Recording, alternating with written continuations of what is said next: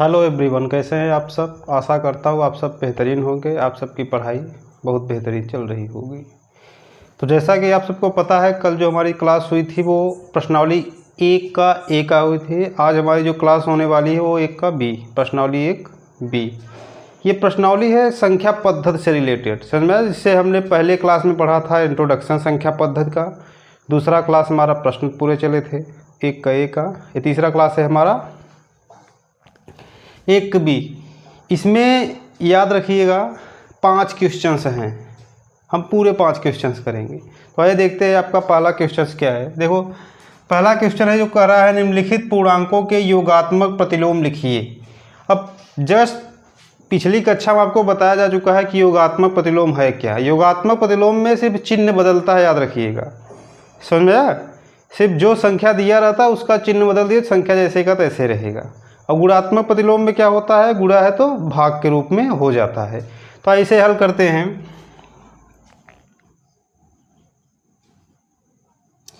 देखो, दिया है -7 का, कह रहा है योगात्मक प्रतिलोम बताइए। तो -7 का योगात्मक प्रतिलोम क्या हो जाएगा, 7। ऐसे 0 का 0 ही रहेगा। अब कहोगे क्यों, क्योंकि आप लोग जानते हैं कि 0 न ही धनात्मक होता है न ही ऋणात्मक होता है। तो याद रखें इसको, इस पर याद रख, योगात्मक प्रतिलोम का कोई भी असर नहीं पड़ता है शून्य पर। शून्य जैसा है वैसा ही रहेगा। अगला है 1, हमारा 1 क्या हो जाएगा, -1 के रूप में योगात्मक प्रतिलोम में हो जाएगा। अगला दिया है -a + b, ये क्या हो जाएगा, a + b।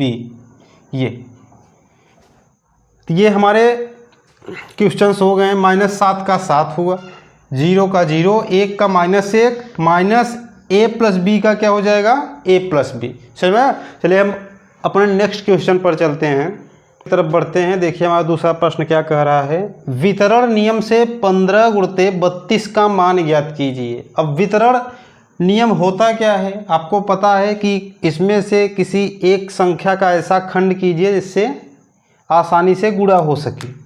अब देखिए हल, अब दिया है हमारा कितना, 15 गुणित 32। 15 को आप 15 रहने दीजिए, 32 को क्या लिखोगे, 30 + 2। यहाँ पर लिखो कौन सा नियम है, ये योग का वितरण नियम। योग का वितरण नियम से ये हुआ आपका 15 गुणित 30 + 2। अब 15 का पहले 30 में गुणा करो, 15 × 3 = 45 और 0 प्लस 15 दूना 30। अब दोनों को जोड़ोगे 0 0 0, 3 में 5 जोड़ोगे तो 8 और ये 4, ये आपका क्या हो जाएगा, आंसर। वितरण नियम से आपका आंसर कितना आ गया, 480। अब आप डायरेक्ट भी करोगे तो भी आपका कितना आएगा, 400। तरफ बढ़ते हैं। तीसरा क्वेश्चन है, क्या कह रहा है, धन पूर्णांकों में एक उदाहरण सहित दर्शाइए कि योग की संक्रिया पर योग का वितरण नियम असत्य है। अब योग का वितरण नियम अभी जस्ट इससे पहले आपको बताया गया, योग का वितरण नियम। तो आइए उसी वितरण नियम को हम लोग फॉलो करते हैं, देखते हैं कि क्या ये सत्य है या असत्य है। देख लीजिए, जैसे कोई संख्या है, देखो जैसे दिया है आपका 2 + कोष्टक में है 4 + 5। अगर हम इसे हल करते हैं तो कितना आ जाएगा, 2 + कोष्टक में पहले हल करो, 5 × 4 = 9, फिर 9 में 2 जोड़ो कितना हो जाएगा, 11। आंसर कितना आ रहा है आपका, 11। अब यही हम करते हैं योग का वितरण नियम। योग के वितरण नियम से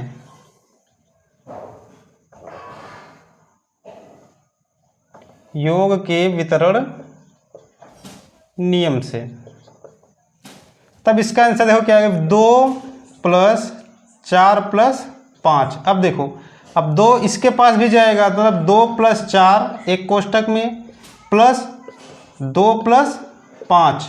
अब देखो 2 में 4 जोड़ोगे तो 6 प्लस यहाँ पर 5 × 2 = 7, कितना आ गया, 13। तो क्या सत्य है या असत्य है, ये चीज़ क्या सही है, नहीं सही है, समझ में आया।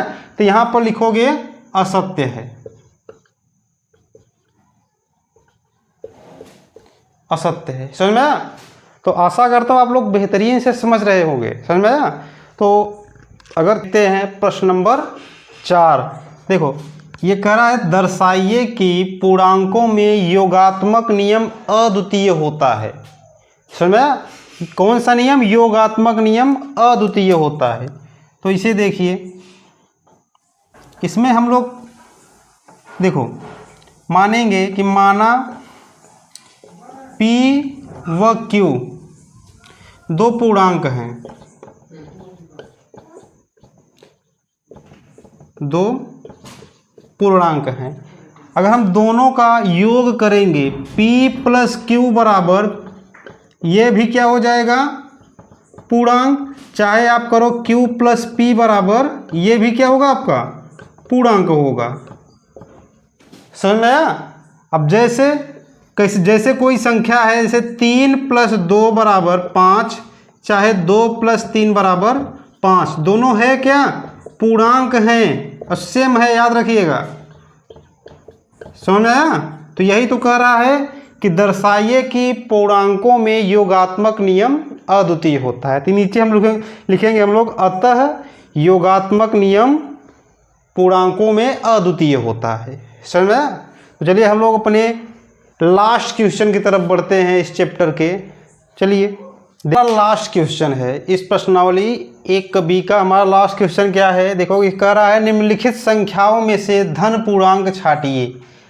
इसमें दिया है 8 - 6, 2 - 5, 1 + 3, -3 गुणते -4, 8/2, -5 गुणते 3 और 3 गुणते 5। आइए इसे हल करते हैं, पता लगाते हैं कौन सा प्लस है और कौन सा माइनस है।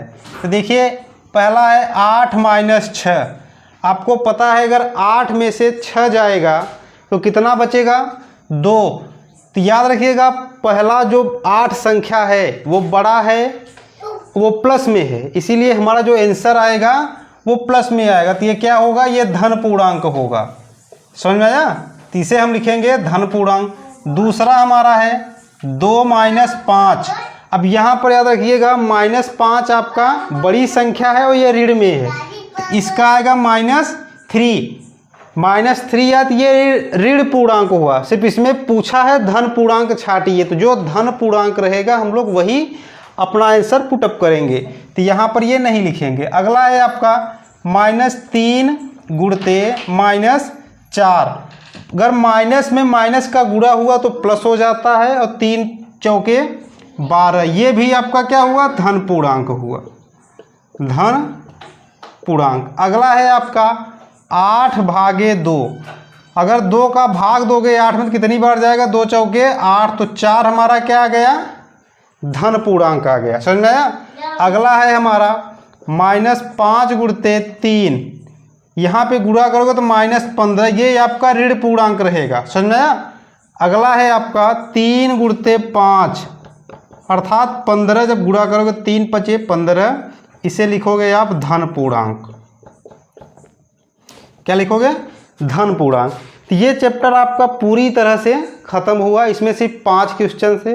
मैं आशा करता हूँ आप सभी को सारे क्वेश्चन बहुत ही अच्छे से समझ में आए होंगे। अगर जो भी समझ में ना आए तो आपका डाउट हो तो कमेंट बॉक्स में आप ज़रूर लिखिएगा कि सर हमारा ये डाउट है। और पिछले में जो 5 क्वेश्चन HW के रूप में आपको मिला था, अगर उसमें भी डाउट है तो आप लोग उसे क्लियर करिए, कमेंट बॉक्स में आप बताइए कि सर ये समझ में नहीं आ रहा है।